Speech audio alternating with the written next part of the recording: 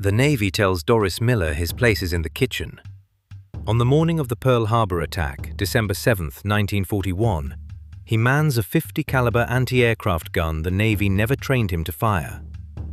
He's a mess attendant on the USS West Virginia, and what he does that morning, the Navy will spend 3 months refusing to put his name to. Dorie Miller enlists in 1939, and the only job they offer him is mess attendant. That means he cooks, he cleans, and he serves white officers their meals. This isn't unwritten prejudice. The Navy has written the rule into its manuals. Black sailors can enlist, but they're barred from combat ratings. Nobody trains them on guns, and nobody lets them advance into technical roles. The only ratings open to them are steward and messman, what the Navy formerly called the mess attendant branch, and that's the end of the line. In 1941, Miller is stationed aboard the battleship USS West Virginia, a Colorado-class battleship at Pearl Harbor. At 22, he's a sharecropper's son from Waco, Texas. He grew up working his father's fields and cooking in his mother's kitchen, the two skills the Navy decided were the only ones it wanted from him. He's also one of the strongest men aboard, the West Virginia's heavyweight boxing champion. The same Navy that won't train him on a weapon is glad to put him in a ring. The galley and the laundry are where he spends his days. Miller knows the ship's layout because he serves the men who sail it. Before dawn on Sundays, he starts the laundry while the rest of the crew sleeps off the weekend. The harbor is calm, the water is flat, and the sky is clear over Battleship Row.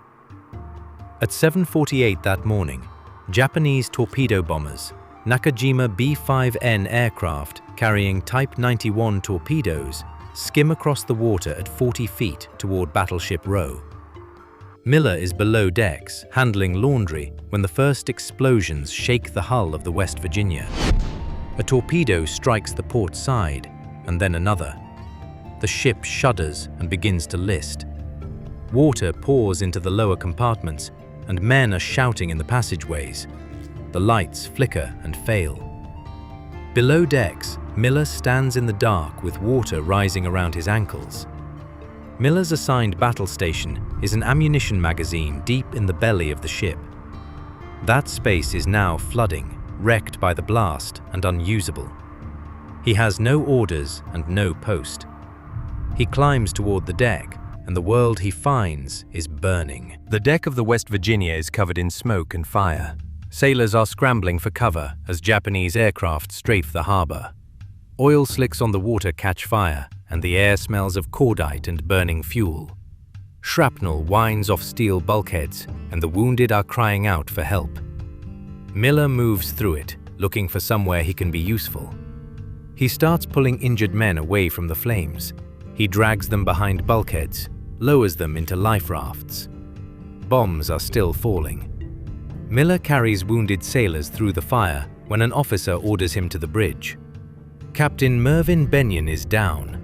A shrapnel burst has torn open his abdomen, and the captain is bleeding out on the command bridge of his burning ship. Benyon refuses to leave. Miller helps move him, but the captain won't be carried off, and he dies there, still in command. The ship lists harder now, and the fires spread across the deck. The attack isn't letting up. With the captain gone and the ship listing hard, an officer orders Miller to the anti-aircraft guns and tells him to help man one of the unmanned .50 caliber mounts. The gun is heavy, loud, and complex, a machine he's never been trained to fire. The officers load it and show him how it works. It points straight up into a sky full of Japanese planes. The men around him are scrambling for cover. Nobody is pulling the trigger. Then Miller starts firing. He tracks the aircraft as they dive and pull out over the harbor, and the gun bucks against its mount. Brass shells spill onto the deck around his feet. He keeps the weapon firing through the smoke and noise until the ammunition runs dry. Later, when someone asks what he did up there, he says only, "I think I got one of those planes. They were diving pretty close to us." His Navy Cross citation doesn't credit him with shooting down any aircraft. and the exact number is disputed to this day. Some accounts say 2. Eyewitnesses claimed as many as 4 to 6, and the count was never officially settled. The act itself is enough. The attack ends, but the fight for Miller's name is just beginning. The Navy issues press releases about a hero at Pearl Harbor, describing him only as a Negro messman or an unidentified Negro sailor. For roughly 3 months, his name stays out of the official record, while newspapers print the story without it. Then the black press pushes back. The NAACP and the Pittsburgh Courier spend weeks demanding to know who manned the gun.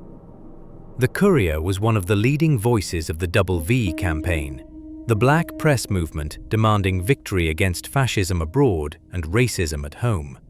And naming Miller was precisely the kind of fight that campaign was built for. The Courier names him itself, and the Navy confirms it. The delay fits a long pattern. The act gets praised, and the black man who performed it goes unnamed. On May 27, 1942, Admiral Chester Nimitz pins the Navy Cross on Miller's chest aboard the flight deck of the USS Enterprise at Pearl Harbor. Miller is the first African-American sailor to receive it. Nimitz tells the crew gathered on the flight deck that this is the first time in the war the Pacific Fleet has paid such a tribute to a member of Miller's race, and that he's certain others will follow. A remarkable thing for an admiral to say out loud in 1942. The citation praises his distinguished devotion to duty and his disregard for his own safety. His willingness to man a gun he had never been trained on while the ship burned around him. The ceremony is public and the photographers are there, but the system hasn't changed. Miller remains a messman in a Navy that bars him from the roles he's already proven he can fill. The Navy soon finds another use for him. His face goes up on a recruiting poster aimed at black Americans, and he's sent on a war bond tour, paraded before crowds as living proof of what a black sailor can do for his country. The Navy is glad to sell his courage. It still won't let him near a gun. When the tour is over, the Navy sends him back to mess duty. He's promoted to cook 3rd class and assigned to the Casablanca-class escort carrier USS Liscome Bay in the Pacific. The Navy Cross doesn't get him a combat rating or a chance to train on the weapons he's already fired in battle. It confirms what he did, and then the system resets. He's a cook with a medal, and the kitchen is where they expect him to stay. In 1943, the Pacific War pulls him back to sea. On November 24, 1943, the USS Liscome Bay is operating in support of the Battle of Makin Island in the Gilbert Islands. Before dawn, the Japanese submarine I-175 puts a single torpedo into her starboard side, and it detonates the ship's bomb magazine. The explosion is catastrophic in a way that even the official reports struggle to capture. The blast is so enormous and the fire so immediate that burning debris, steel plating, ordnance, wreckage rains down on other ships more than a mile away. Sailors on those ships later described watching the carrier simply cease to exist. There is no orderly evacuation. The carrier is gone in little more than 20 minutes, taking her captain and an admiral down with her. Of the roughly 900 men aboard, more than 600 are killed, more than 2/3 of the crew. Dorie Miller is one of them. At first, he is only listed as missing. A year and a day later, with no word and no body, the Navy declares him dead. He's 24 years old, and his body is never recovered. He dies never having advanced beyond the kitchen or the laundry. The Navy sends him to war a second time, and the sea takes him before the Medal of Honor ever comes. Of the 15 men awarded the Medal of Honor for their actions at Pearl Harbor, not one was black. The campaign to give Miller the Medal of Honor begins during the war itself, and it continues for decades without success. Bills to award him the Medal of Honor reach Congress again and again, the most recent in 2025, and each one stalls. The NAACP and veterans groups keep pressing, generation after generation, because the Navy still hasn't corrected the record. In 1948, President Truman signed Executive Order 9981, desegregating the United States Armed Forces, the policy change that men like Miller had already proven necessary with their lives.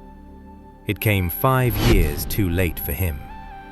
In 2020, the Navy announces that a future Gerald R. Ford-class supercarrier, CVN-81, will be named USS Dorie Miller, the first supercarrier named for an African American and the first named for an enlisted sailor. The Navy can name a carrier after him, but it still hasn't awarded him the medal that his actions demanded. The Navy couldn't deny what he did on the West Virginia, so it spent the next 8 decades denying who he was. The next time you see the name USS Dorie Miller, you'll know what the Navy took from him first. Subscribe. There are more men the record tried to forget.